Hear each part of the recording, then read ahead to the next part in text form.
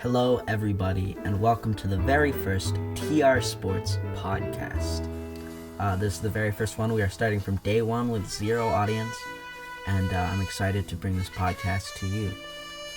Now, I don't know everything about sports. I'm definitely not a sports genius, but I can give you my opinions and what I think of it. So there's going to be some topics that I'm not even going to address for a long period of time because I don't know enough about them to give you the information about it to you. I can always promise one thing. I will always get statistics, stats correct.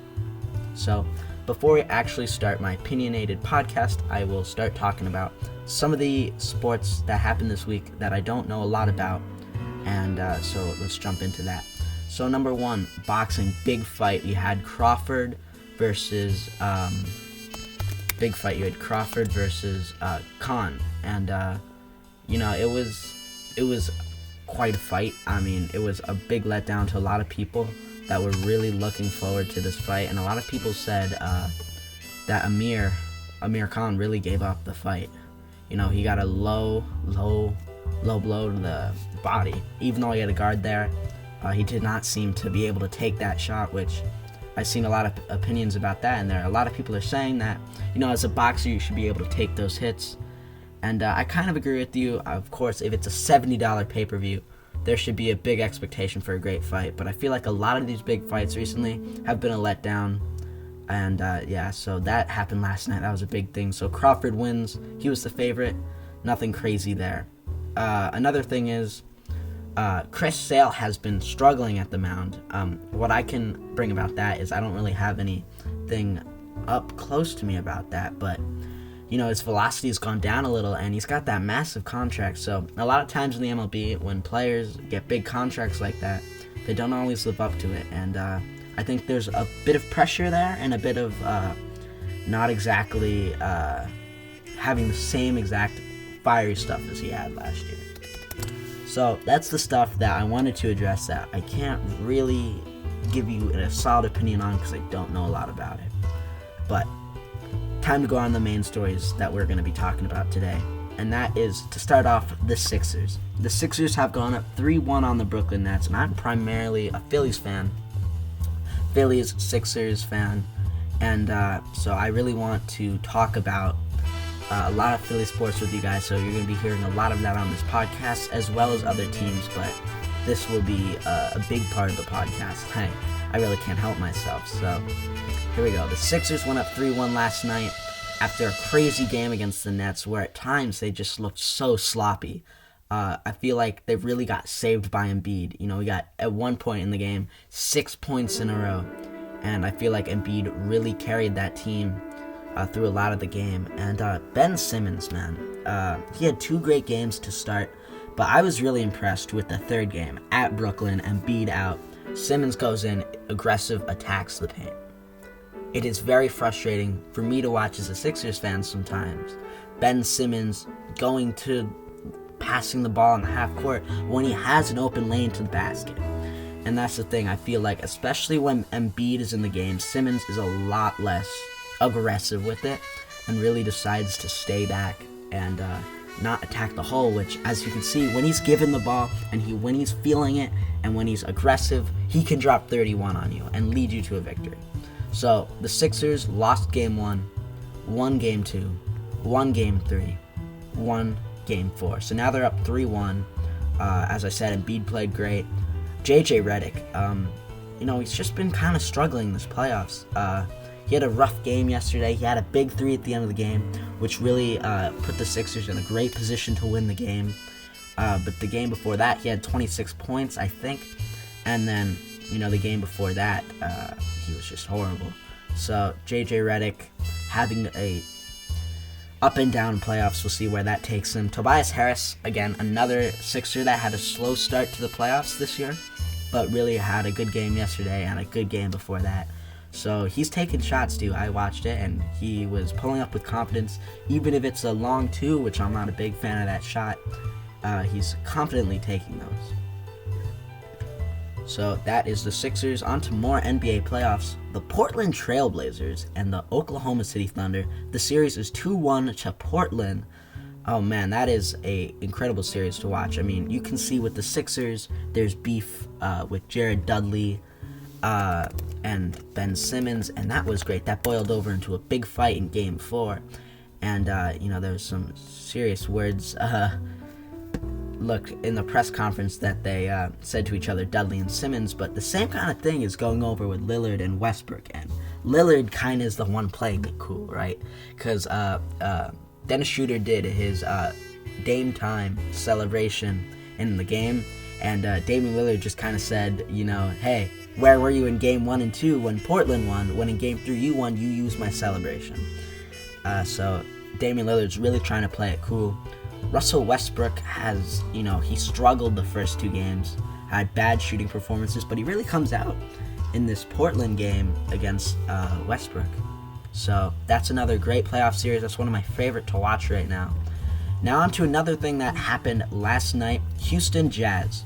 Listen, I told everybody last year, the Jazz are overrated. Yes, Rudy Gobert can be underrated at times, but people keep overrating him, and people keep overrating this team. Yes, I agree. Some players don't always put up the statistics, but sometimes they don't show up in the box score, but they still contribute. And that's Rudy Gobert, I agree, but I still feel like sometimes he's overrated, but that's certainly not the case in this game for Rudy Gobert, as he got a bunch of blocks, which I cannot find currently. But if we look at James Harden, rough night started 0 for 15 from the field, and I mean, can it really get too much worse from that like that? But he still ended up with 22 points somehow. The free throw shooting, and he made some big shots to the end of the game that iced it away for the Rockets to take a 3-0 series lead. Still played 29 minutes, 10 assists. I mean, we'll see how the Rockets do. I see a lot of people hyping them up as better than last year, which I don't necessarily think that's true. Yes, they've been clicking down the stretch, but, Chris Paul's not exactly what he was. I mean, he's really picking up at the end of the year. Yeah, so back to the Jazz. Donovan Mitchell, 34 points. He had a good performance last night. I didn't watch the whole game, so I can't really say exactly how he played, but looking at the box score, he had a good game. Rudy Gobert had a bunch of blocks last night. So it looks like the Rockets, however, are going to ice away that series versus the Jazz. Unlike last year where the Jazz made it to the next round, it looks like they're going to lose in the first round. Now, more NBA playoffs. Milwaukee, Detroit. Milwaukee has a 3-0 series lead against Detroit. Man, it's been rough for Detroit. I mean, they're clearly, if they were in the West, they would not be close to a playoff game. Because, I mean, they lost 119-103. I think Game 1 they lost by almost 40 points. And, I mean, it's horrible. It's rough for the poor Pistons. I mean, Blake, 27 points last night, but he's been getting the ball, and he's been producing, I can say, for the series. But other than that, Luke Kennard's had a good series. At one point in the first game, they would have been down by like 60, but Luke Kennard was actually contributing and having a great game. Good for him for being in the G League. I think even earlier this year. Don't quote me on that one. Thon Maker, he's just been memed on a lot because he said he would be an MVP, I think, a couple years ago, and he had 6 points in 11 minutes. So, I mean, Detroit, I don't know what you're going to do there. If I was Detroit, I would get rid of that team, rebuild it, get rid of Drummond, get rid of Blake, get rid of everybody, start from the bottom and start rebuilding, because I don't see them going anywhere. But again, as a Sixers fan, I have some interesting opinions when it's rebuilding time.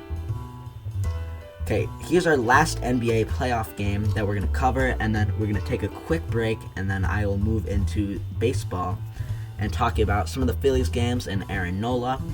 But before that, San Antonio, Denver. The series is tied 2-2. This Denver team, really, I underestimated them coming out of the West to start the season, but I never really saw exactly a super playoff-ready team, and that's what you're seeing against San Antonio. Denver should have won the series at this point, being the 2 seed, and San Antonio being the 7 seed.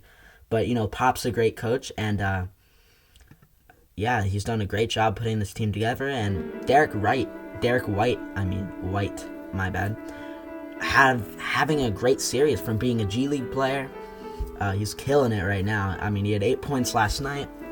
But, I mean, this series is a great one. Might not be super entertaining because a lot of the personalities can be a little boring. And with the Nuggets, man, you need more from Jamal Murray. Jamal Murray is one of your stars, and he has just... He's looked passive at times. He's looked like he just wants it to be over. And but last night, I mean, he put in 24, which is very nice. But, I mean, some of the other games in the series, he had to pick it up a bit. So, games coming up today, you have the Celtics versus Pacers. Boston is a 3-0 lead. That's game 4. Another game today is Warriors versus Clippers. 2-1. Warriors are leading the series against the Clippers, even though the Clippers had that crazy 31-point comeback. And Raptors Magic today. Toronto leads 2-1. You know, I never would have guessed the Magic would have made the playoffs, but their game's today at 7. And last game today is Trailblazers Thunder, Game 4, 9:30 p.m. Eastern Time. So, yeah, that is the lineup for tonight for the NBA playoffs. We'll be right back after this quick break.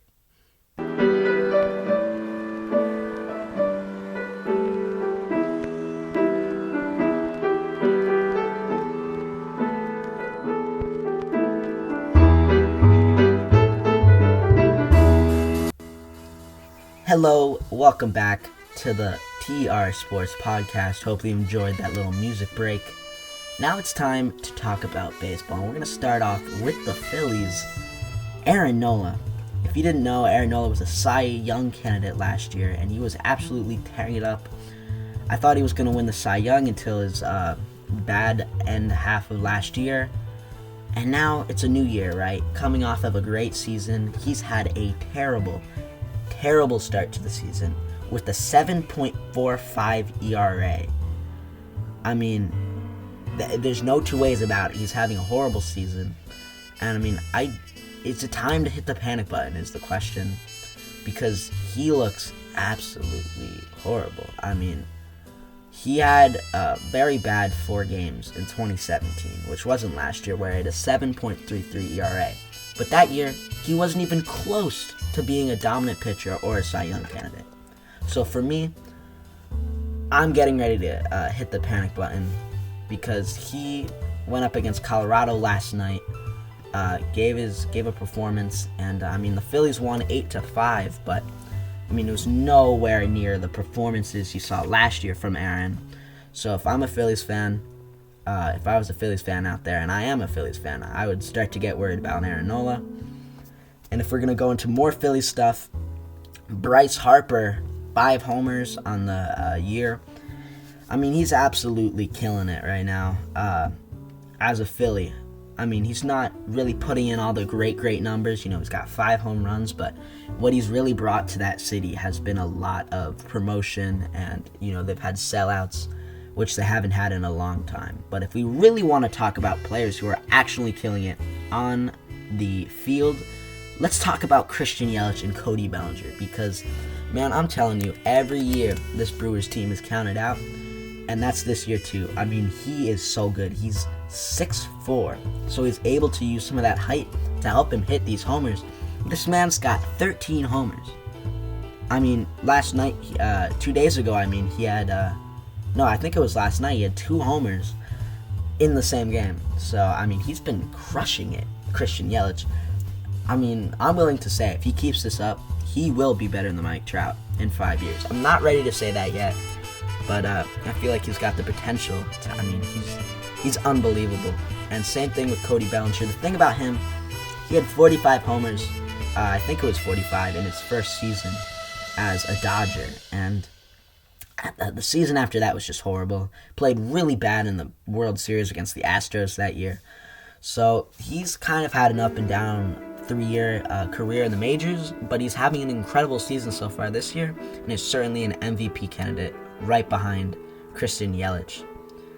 So I was listening to this interview on on a show. I forgot what show it was, but it was Johnny Bench. And Johnny Bench was talking about Mike Trout and how he loves Mike Trout because he puts his head down and plays the game.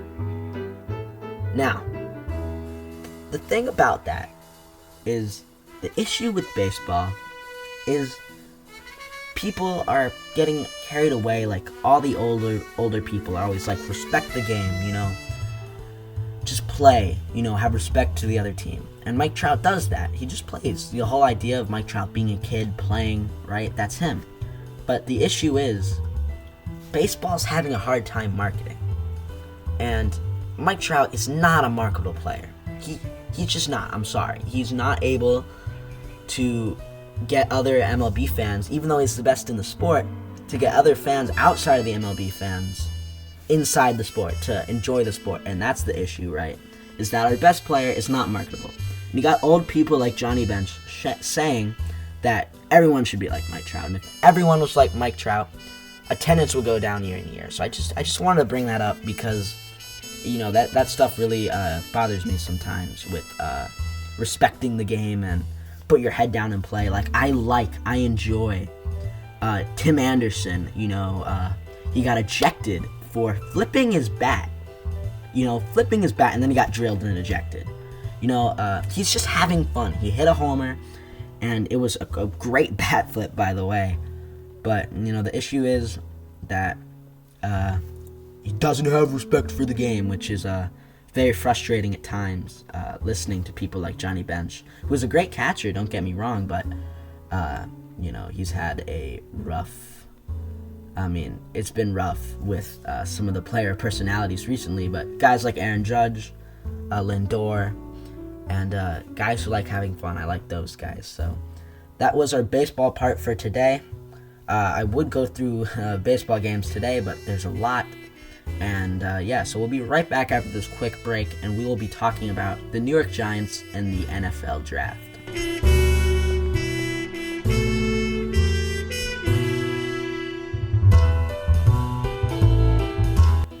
Hello, and welcome back to the TR Sports podcast. Hopefully you enjoyed that quick break there. It's time to talk about the NFL draft, because today's date is April 21st, and the draft is on this Thursday, April 25th, in Nashville, Tennessee. And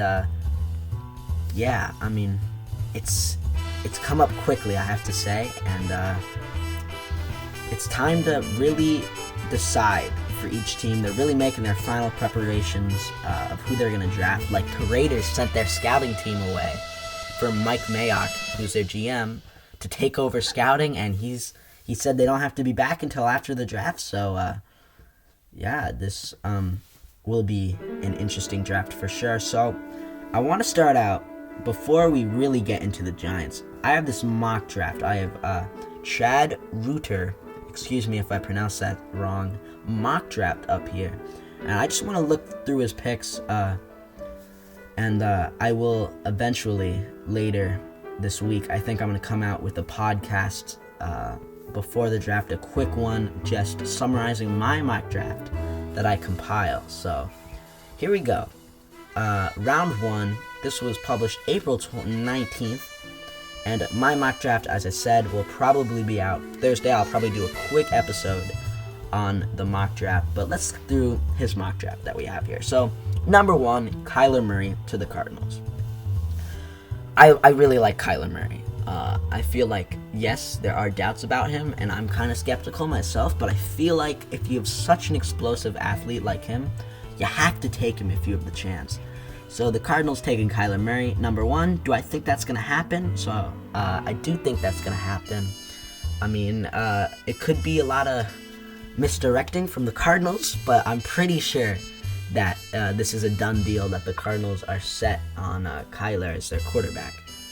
And so I think Cliff Kingsbury is going to do some good things with Kyler Murray at QB. And do I agree with the pick? I do agree with the pick. I think it's a great pick. So, on to the next one. They have a projected trade with the 49ers. They don't say who's getting traded, but it's Drew Lock, number 2 to the Raiders. And, oh boy. Do I agree with the pick as a player? Like, is he a good player that I feel like should go number 2? Absolutely not. No, absolutely not. You can see he has a nice arm. He's got a nice throw.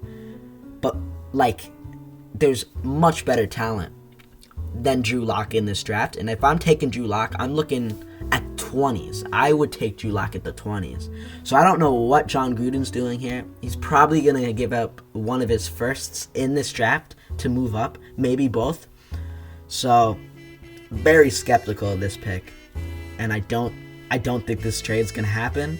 So Raiders fans, I don't think you have to worry about drafting Drew Lock number 2. That is just absolutely, I do not approve of that pick. So number 3, we have Nick Bosa to the Jets. At this point in the draft, I feel like Nick Bosa will go number 3 in real life. I haven't completely constructed my mock draft yet, but they have Nick Bosa going number 3. Do I think it's a good pick? Yes, he is going to be a solid to great player. The thing about Nick Bosa, he's got a high floor. I feel like he doesn't have as high of a ceiling as someone like Quentin Williams from Alabama, but he's got a very high floor, which will help him draft very high, because a lot of these GMs are afraid of messing up more than getting the great player. I feel like that's something that happens in the NFL almost too much. GMs are afraid of messing up instead of going for the people with a lot of talent, and that's why I really like this Kyler Murray pick. I don't feel like Josh Rosen was great last year. I feel like he could still be an NFL quarterback, maybe the Giants, but you know what? I enjoy that Kyler Murray pick. Nick Bosa pick, it's a good pick. I feel like he could be a star, and he's got a high ceiling, so I don't hate it. And then we have Quentin Williams going number 4 to the 49ers. And yeah, so this looks like the 49ers traded with the Raiders, and now instead of possessing the number 2 pick, they possess the number 4 pick, and they draft Quentin Williams. If this trade goes down, which I'm almost 100% sure this trade won't go down, this would be an incredible trade for the 49ers.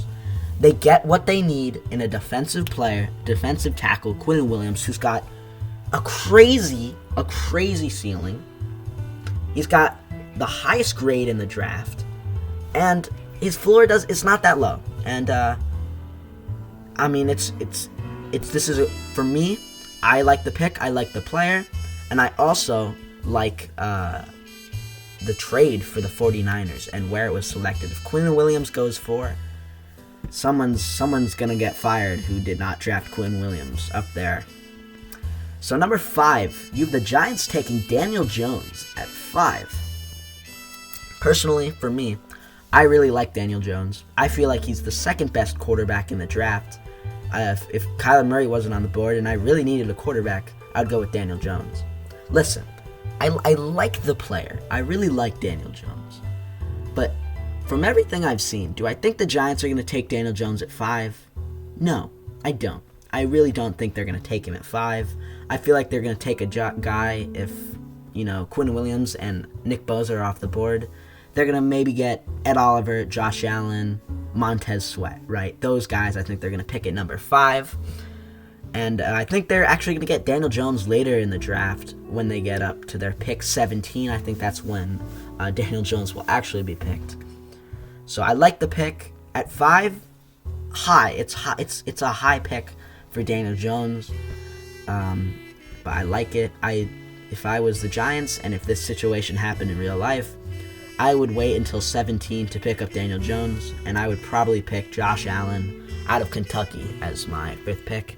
And speaking of Josh Allen out of Kentucky, number 6, the Buccaneers select Josh Allen. So they're going to trade with the Giants.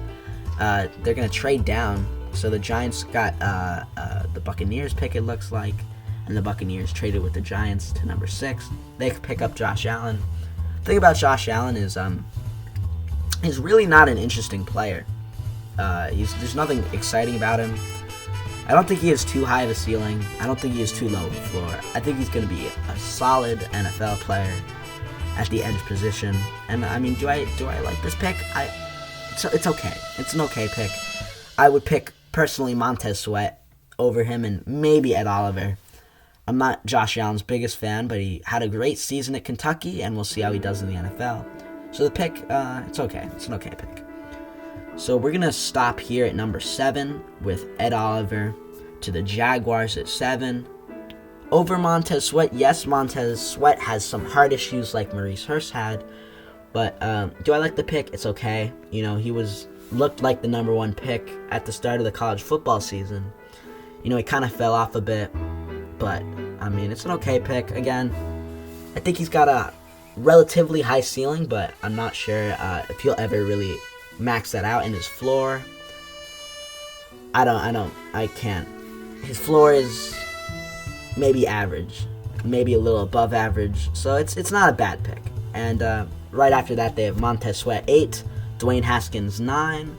We'll talk about Dwayne Haskins in another episode after he gets drafted. Devin White 11. I love Devin White. DK Metcalf 15. That's another notable pick. Rashawn Gary falling all the way to 17. They don't expect him to fall this low, but I would stay away from Rashawn Gary if I was teams. Devin Bush going 20 to the Steelers. That's a nice pick. DeAndre Baker 23. DeAndre Baker's really been all over the place in mock drafts. Second round, first round. He's a decent corner. Josh Jacobs going to the Eagles. Byron Murphy to the Raiders.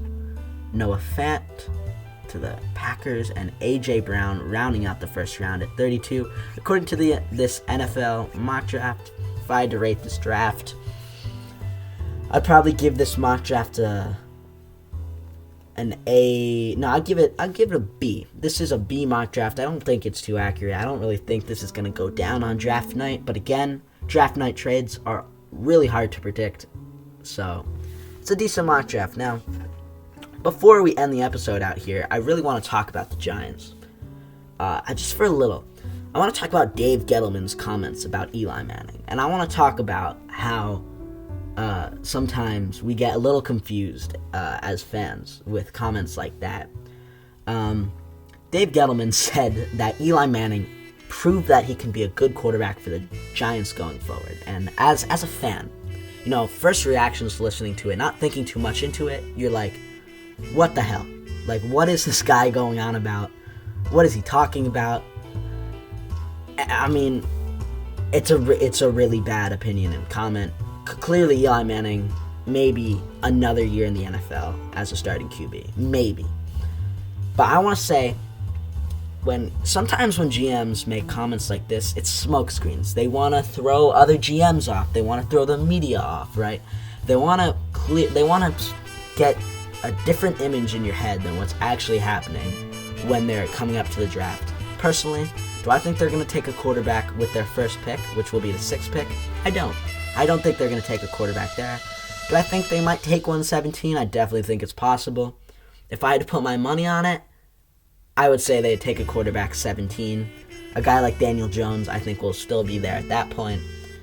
So, I just want to let you know, I was listening to Stephen A. Smith yelling about